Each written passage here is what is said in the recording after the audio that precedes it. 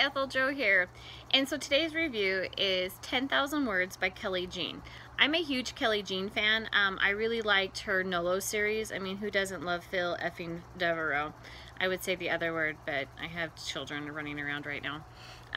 And so I read 10,000 Words last February, and I wanted to get back and read a book about a brawny, bearded, in flannel man again. It's starting to get fall around here, and I was like, you know, I want to read it again. And so I had to read Xanthe and Oliver's story again.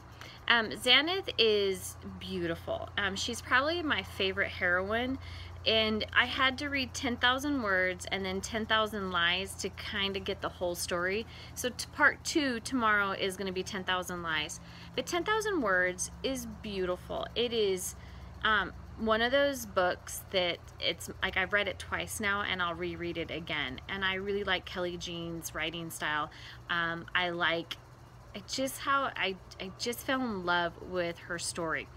Xanthe is an author, and like most of, you know, it's Kelli's book, and these other authors that I've interacted with, I've never met, but I've interacted with through doing my blog and doing some other stuff, is that you guys kind of do want some secrecy in your life, because there is some crazy freaks out there that want to know more about your life. So she has a pen name, and she's flying over from Amsterdam, and she's gonna get her books, you know, Xanthe's books are gonna get re-released, and she has a new cover model, and he is one sexy bearded brawny burly man, and I can actually picture the beard and smelling him. It's like I wish there was Smell a Book, you know, because that was just, I would smell him forever, because just the way she described it, I'd smell him.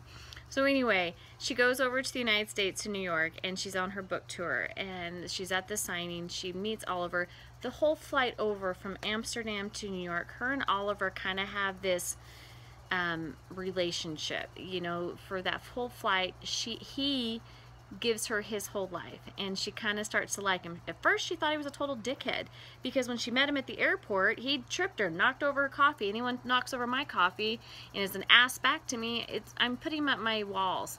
And so she's slowly starting to like see if she trusts him into her life, and she doesn't tell him her whole story, doesn't tell him that he's cover modeling for her pen name and for her Paranormal Hunters series that she's writing. And he's asking her questions. Have you ever met this author? What do you think of her? And she's like, I really like her. She's a nice person. And he goes, well, she must be crazy if she writes stuff like this. And it kind of takes her back. So she really doesn't want to reveal herself yet, because she just doesn't know. She wants to open herself up to all what's going to happen in her life. She has a lot of secrets. And throughout this book, you peel back her layers and you get to know her. And I just, every layer, she's my new favorite heroine, and I liked her at the beginning. But Ollie, or Oliver Fairfax, is probably one of the better written alpha males I've read in a while, because he is big and brawny, but he goes through the same emotions that any man that is, you know, trying to feel like he trusts, you know, trusting this person, trusting them with, you know, their life. And so he has his feelings get hurt too, and it just like most men, they get their feelings hurt. And that's what I really like about this story, is that it's pretty real. You meet her friends in this, and most most people that are in this have some really solid friends that will protect your secrets. And I loved her friends. I loved Rowan. I loved Ricky. I mean, Jamie, Layla. They were just really good people to have in your life, because they're gonna stand behind you. And then you throw in her aunt. I would love to go to Amsterdam, find this bookstore, and enjoy some aunt time. And I really appreciate the story, and I appreciate the story that there was another story within it.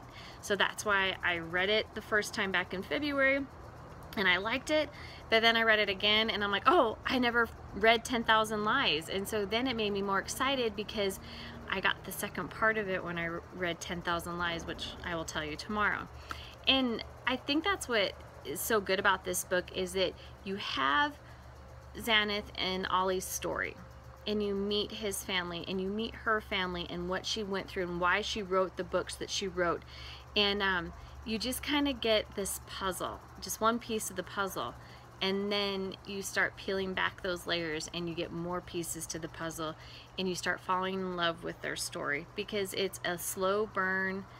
Their romance is fast, but to keep that romance, it was a slow burn, and they had to work for it, and they had to figure out if this is what it's going to be. And she's never had a relationship like this, and neither has he. And that's what I really, really appreciate I really appreciate the book, and I can't wait for you guys to read it. I recommend it. It's one of my top reads of 2015 is Kelli Jean's books. Her Ian Abel, Kate Canterbury, Kay Webster, Beth Eamon. There's some of and Maywood. There's some, and I can keep going.